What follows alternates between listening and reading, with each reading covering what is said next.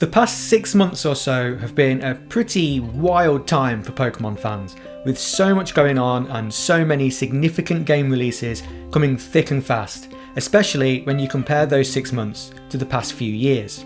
And so today I just wanted to take a step back, just breathe for a moment and really take notice of what's actually happening here.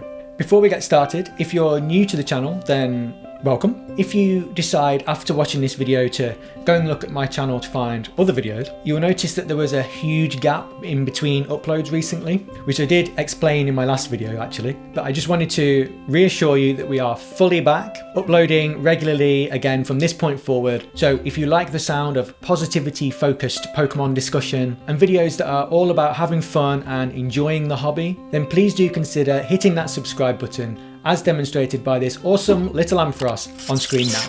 Thank you.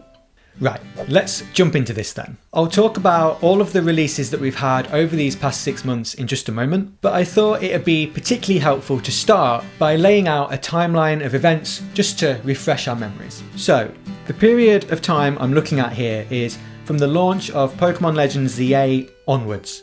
Now, that released on October 16th last year, followed by its DLC and the additional story content on December 10th. After that, in February, Pokemon had its 30th anniversary, which brought with it the release of Pokemon FireRed and LeafGreen on the Switch. We then had Pokemon Pokopia, which launched in March. XD Gale of Darkness arrived on Nintendo Switch Online later that same month. And then Pokémon Champions released last month at the start of April. That is a crazy busy time. And that's not even thinking about everything else that's going on with mobile games and the trading card game and all of that. But now I want to compare that time period with not just the 6 months that we had before it, but 3 years leading up to it. So, fittingly, almost exactly 3 years before Legends ZA, we had the last major mainline game, which was of course Pokemon Scarlet and Violet. In April 2023, Pokemon Stadium 1 and 2 launched on Nintendo Switch Online,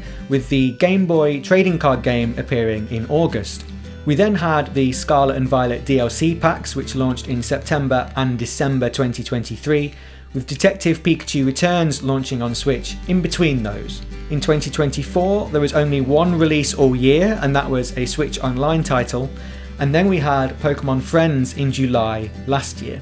Now, I hope that sort of puts into perspective just how busy and wild these last 6 or 7 months or so have been. We've had far more going on than sort of what has been the norm recently.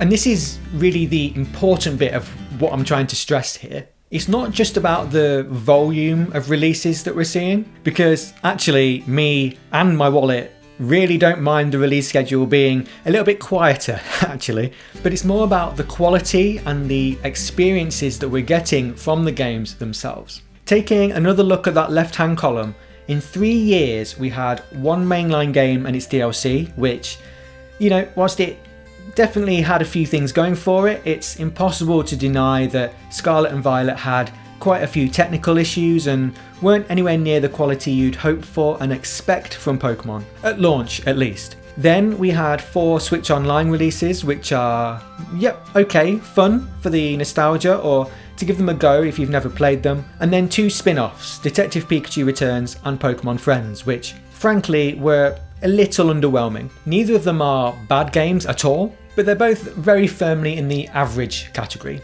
I would say. Plenty of this is subjective, of course, but I'd argue that the right-hand column actually has a bit more going for it than the left-hand column does, despite only being a 6-month period versus a 3-year period. I know it wasn't everyone's cup of tea, and that's absolutely fine. It all depends on your personal tastes, obviously, but for me, I thought Legends ZA was really fun actually. I put lots of hours into it, really enjoyed it, and whilst there are 1 or 2 complaints to be had, it actually was a far more enjoyable experience than Scarlet and Violet were for me. The DLC maybe less so. I had a few frustrations with that, but the base game for me was really strong. Then, as opposed to the 4 Switch Online releases over those 3 years, we've had 3 classic releases in just the 6 months. But importantly, FireRed and LeafGreen aren't Switch Online games, they're available to buy separately. Again, you'll probably feel one way or the other about this, but for me, having the option to buy these games outright and keep them forever rather than only being able to access them as part of a subscription, which one day might get taken away from us, is a better quality overall package for the consumer. Does that make sense? So I'd argue that releasing them in this way, giving fans an official legal way to buy these games for the first time since the sort of mid-2000s, is actually really cool. And then, rather than having two kind of average spin-offs, we have Pokémon Pokopia, which is quite possibly the best Pokémon spin-off ever? I might try to tackle that question in a future video, but without doubt it's definitely up there as one of the best spin-offs the series has ever seen, and its sales success and charts success appears to back that up as well.